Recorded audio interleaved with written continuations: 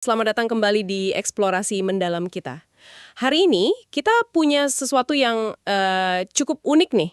Sebuah buku klasik dari tahun 1915, judulnya The Art of Public Speaking. Betul.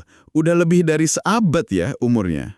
Iya, udah tua banget. Mungkin kedengarannya kuno gitu, tapi kita mau lihat nih, apakah nasihat-nasihat dari zaman dulu ini masih relevan, masih ada gigitannya buat kita sekarang?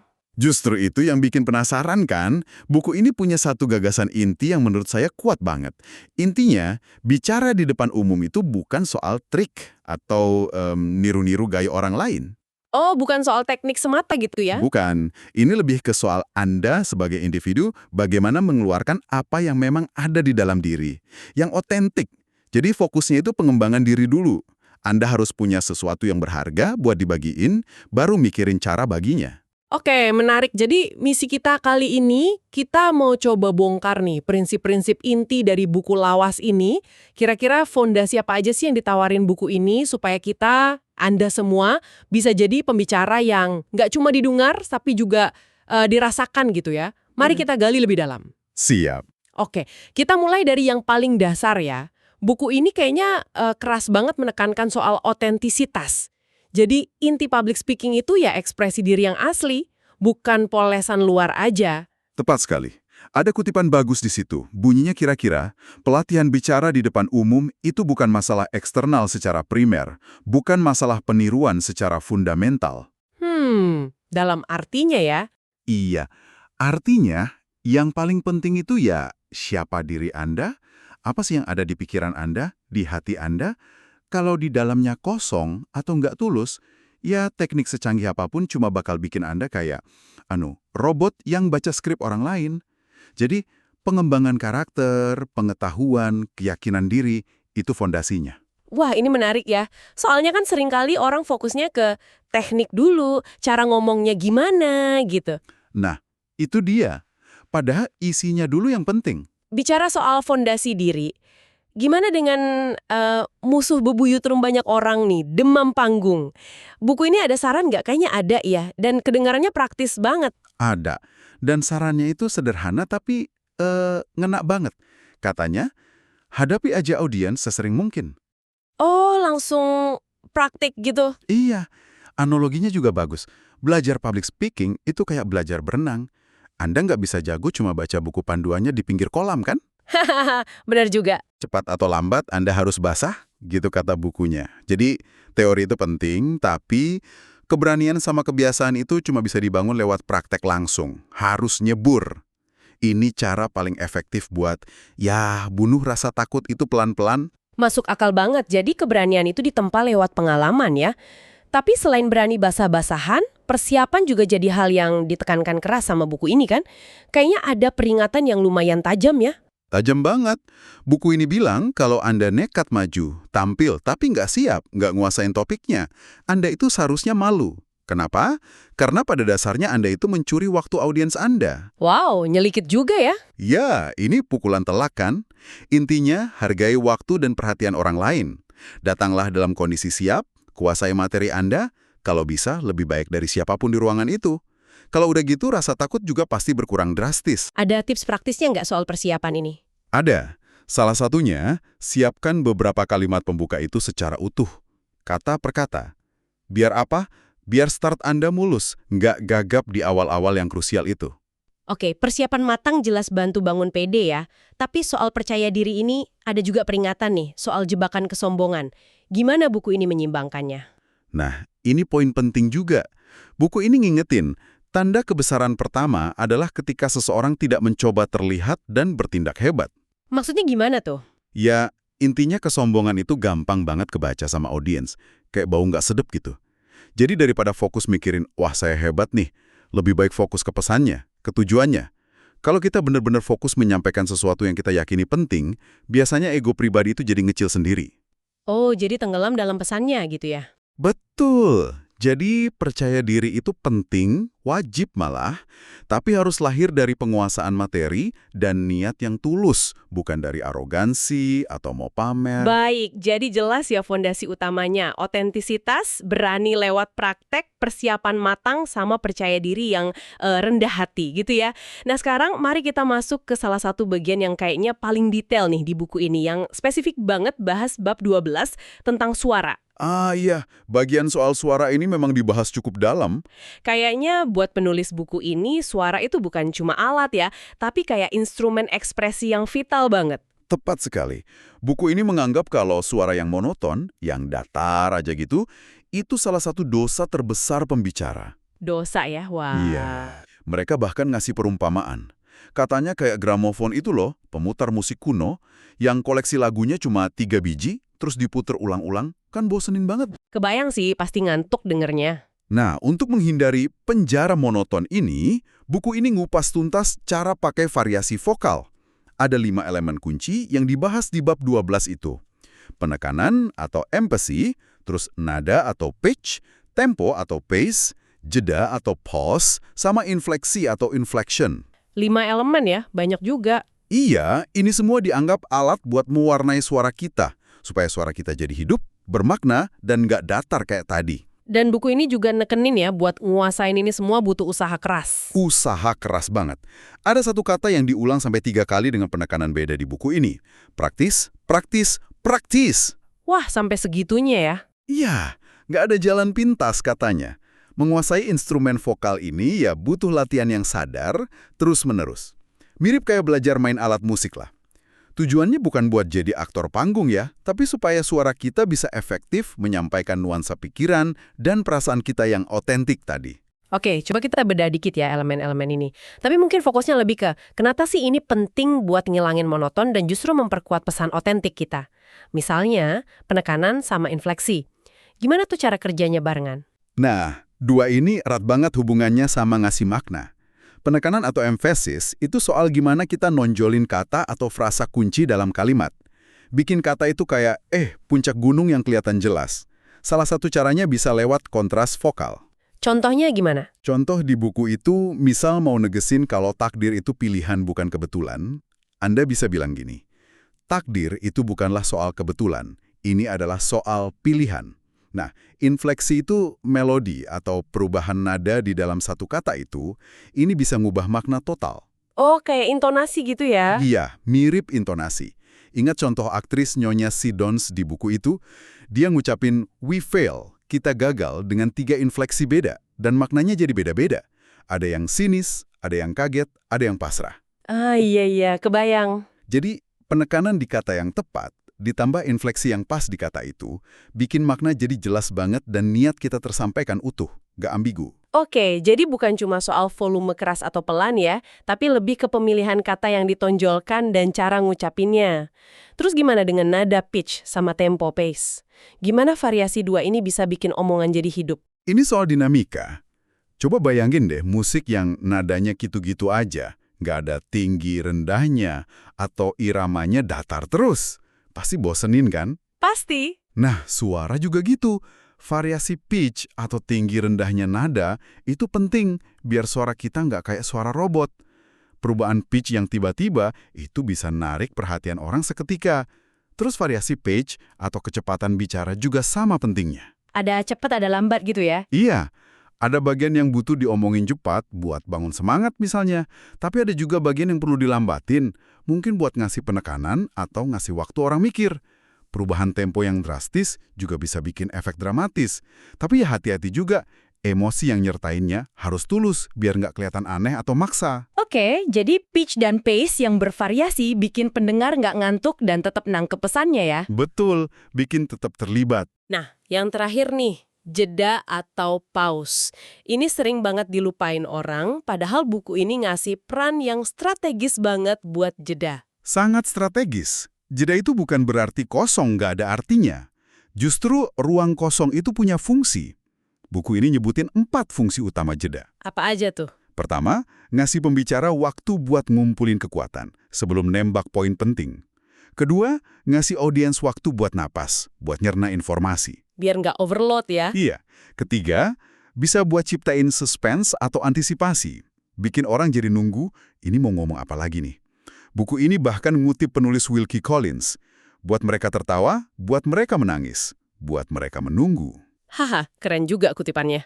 Dan fungsi keempat, jeda itu ngasih waktu biar ide penting bisa meresap. Kayak air meresap ke cucian gitu katanya. Tentu aja, jeda yang kebanyakan atau kelamaan juga nggak bagus ya. Bisa ganggu alur. Jadi pinter-pinter makainya. Luar biasa ya, detail banget mereka nganalisis elemen suara ini 100 tahun lebih yang lalu. Ini nunjukin betapa pentingnya cara kita menyampaikan sesuatu. Tapi, semua teknik vokal canggih ini kan percuma ya kalau nggak didukung sama kekuatan dari dalam diri pembicara. Buku ini juga bahas itu kan, mulai dari konsentrasi katanya. Betul sekali. Teknik itu cuma alat bantu. Sumber kekuatannya ya tetap dari dalam. Soal konsentrasi, buku ini nunjuk satu kesalahan umum. Pikiran pembicara itu udah loncat ke kalimat berikutnya, padahal kalimat yang sekarang aja belum selesai diucapin. Oh, sering tuh kejadian kayak gitu. Iya kan? Hasilnya apa? Kalimatnya mungkin dimulai oke, tapi ujungnya jadi lemah atau kayak ngegantung gitu. Karena fokusnya udah keburu buyar. Pesannya jelas banget. Kita harus hadir utuh pas lagi ngomong. Maksudnya hadir utuh gimana? Fokuskan pikiran kita pada makna dari kata-kata yang lagi kita ucapkan saat itu juga. Jangan sampai kita cuma jadi kayak mesin pembaca hafalan yang jiwanya entah kemana. Itu bakal kedengeran kosong banget sama audiens. Wah, ini pengingat penting sih. Kadang kita terlalu cemas mikirin selanjutnya, sampai lupa menghayati yang lagi diucapin. Nah, selain konsentrasi, ada juga konsep force atau kekuatan. Ini maksudnya apa? Apa cuma soal ngomong keras aja? Bukan sekedar volume. Force di sini lebih ke arah keyakinan dan ketegasan pas nyampein pesan. Buku ini ngamatin pidato-pidato hebat yang diingat sejarah itu jarang banget pakai kata-kata yang nunjukin keraguan. Kayak, iya menurut opini saya sih, atau mungkin sebaiknya begini. Terus gimana dong? Pembicara-pembicara hebat itu nyampein keyakinan mereka seolah itu udah fakta yang nggak bisa dibantah lagi. Hampir kayak nasi ultimatum gitu. Ini bukan berarti harus arogan ya, tapi nunjukin kalau dia yakin seyakin-yakinnya sama kebenaran pesannya. Jadi intinya kalau kita sendiri nggak yakin, gimana mau yakinin orang lain ya? Nah, itu dia. Kalau nggak bisa bicara dengan force, ya mending diam aja gitu kasarnya. Ini mungkin cerminan zaman itu yang butuh kepastian ya, tapi kayaknya masih relevan juga sih sekarang. Kekuatan yang lahir dari keyakinan. Ini pasti nyambung banget sama perasaan dan antusiasme ya, yang juga ditekankan banget di buku ini. Nyambung banget. Dikatakan di buku itu, mustahil melebih-lebihkan pentingnya pembicara memiliki simpati yang luas dan mendalam pada kemanusiaan. Dalam juga nih artinya.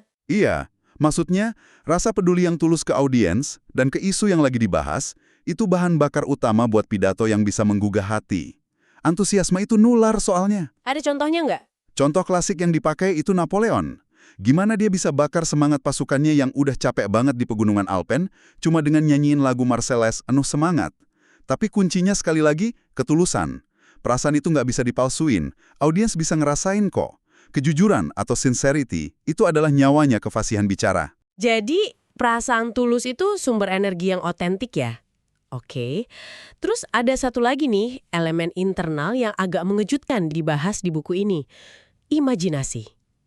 Biasanya kan kita mikir imajinasi itu buat penulis atau seniman gitu. Ternyata buat pembicara juga penting. Napoleon aja nganggap imajinasi itu penting kok. Buku ini bedain antara imajinasi reproduktif sama imajinasi produktif. Apa bedanya tuh? Imajinasi reproduktif itu kemampuan kita buat manggil lagi sensasi indrawi dari masa lalu. Kayak ingat rasanya, baunya, suaranya. Nah, kalau imajinasi produktif, itu kemampuan kita buat nyiptain gambaran baru berdasarkan realitas. Terus gunanya buat pembicara apa? Berguna banget buat ngehidupin deskripsi. Jadi daripada cuma bilang, misal, alkohol itu merusak keluarga. Lebih baik pakai imajinasi buat ngelukis adegan spesifik di pikiran audiens. Coba gambarin suasana rumah pas si pemabuk pulang, gimana ekspresi takut di muka istri sama anaknya. Imajinasi itu bantu ngubah konsep abstrak jadi sesuatu yang konkret, yang bisa dirasain, yang bisa gugah emosi. Wah iya juga ya, jadi lebih ngena gitu pesannya. Oke, jadi setelah kita bangun fondasi diri, terus ngasah instrumen vokal kita, dan mupuk kekuatan dari dalam, buku ini ternyata belum berhenti ngasih saran. Ada juga tips praktis buat terus berkembang. Misalnya soal memperkaya kosakata. Iya, penting banget katanya. Milih kata yang pas. The right word. Ada cerita lucu tuh di buku soal anak kecil namanya Tommy. Dia susah banget nyari kata buat gambarin kondisi gereja yang nggak penuh sesak, tapi juga nggak kosong melompong. Terus dia pakai kata apa? Setelah mikir keras, dia pakai kata hantel, yang artinya sejumlah kecil gitu. Ini nunjukin pentingnya presisi dalam berbahasa. Makanya, buku ini nyaranin kita pakai kamus sinonim, tapi ada tapinya. Tapinya apa? Harus hati-hati banget, karena jarang ada sinonim yang artinya benar-benar 100% sama persis. Intinya sih, kita harus terus belajar kata baru, biar punya banyak pilihan buat ngungkapin ide kita secara akurat dan efektif. Selain kosakata, memori juga penting kan ya, biar nggak nempel terus sama catatan. Gimana saran buku ini buat ngelatihnya? Memori yang kuat itu jelas ngebantu pembicara buat lebih bebas, lebih bisa connect sama audiens. Ada beberapa teknik klasik sih yang disaranin. Kayak apa aja tuh? Pertama, kasih perhatian penuh pas lagi belajar sesuatu. Kedua, ya diulang-ulang repetition. Ketiga, bikin asosiasi atau kaitan antara info baru sama yang udah kita tahu. Keempat, libatin berbagai indera. Jadi nggak cuma baca visual, tapi mungkin dengerin auditori, atau bahkan nulisin poinnya, motorik. Oh, jadi pakai banyak cara gitu ya biar nempel. Betul. Kelima, ya latihan rutin tiap hari. Yang menarik juga, buku ini nekenin pentingnya ngebuang rasa takut bakal lupa. Justru kita harus bangun keyakinan sama kemampuan memori kita sendiri. Ternyata sikap mental ini ngaruh juga. Menarik. Terakhir nih ada saran yang mungkin kedengeran sepele, tapi ternyata dianggap penting juga sama buku ini. Manfaatin percakapan sehari-hari. Kok bisa? Iya, buku ini nyebut percakapan sehari-hari itu sebagai laboratorium dan bengkel buat calon pembicara. Laboratorium dan bengkel? Maksudnya? Logikanya sederhana aja. Kalau Anda udah terbiasa ngomong lancar, jelas, terstruktur pas lagi ngobrol santai sama temen, ya keterampilan itu bakal ke bawah pas Anda harus ngomong di depan audiens yang lebih gede. Oh, jadi latihan di skala kecil gitu ya? Iya, dan lebih dari itu, pas kita lagi berusaha ngejelasin ide kita ke orang lain dalam obrolan, itu sebenarnya kita lagi ngelatih kejernihan pikiran kita sama kemampuan ekspresi kita juga. Jadi, jangan remehin obrolan yang berkualitas. Itu bisa jadi ajang latihan gratis yang efektif banget. Luar biasa ya. Jadi kalau kita coba rangkum nih, buku The Art of Public Speaking dari tahun 1915 ini benar-benar ngasih peta jalan yang komprehensif banget ya. Dimulai dari fondasi paling dasar dan paling penting, jadilah diri Anda yang otentik. Betul. Terus, bangun keberanian lewat praktek langsung, siapkan diri semata mungkin, dan miliki kepercayaan diri yang pas, yang nggak sombong. Kemudian asah instrumen kita, terutama suara, dengan kuasai variasi penekanan, nada, tempo, jeda, dan infleksi. Tapi ingat, ini bukan buat jadi trik atau topeng, tapi sebagai cara mengekspresikan diri kita secara penuh. Lalu kuatkan juga dari dalam. Dengan konsentrasi penuh pas ngomong, dengan keyakinan yang tulus sama pesan kita, dengan kepedulian yang mendalam ke audiens, dan pakai imajinasi yang hidup. Dan jangan lupa, proses ini nggak berhenti. Terus perkaya kosakata, latih memori, dan manfaatkan setiap obrolan sehari-hari sebagai kesempatan latihan.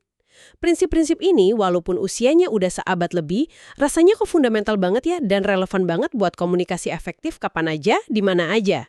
Nah, sebagai penutup nih, mari kita balik lagi ke inti dari buku ini, soal otentisitas.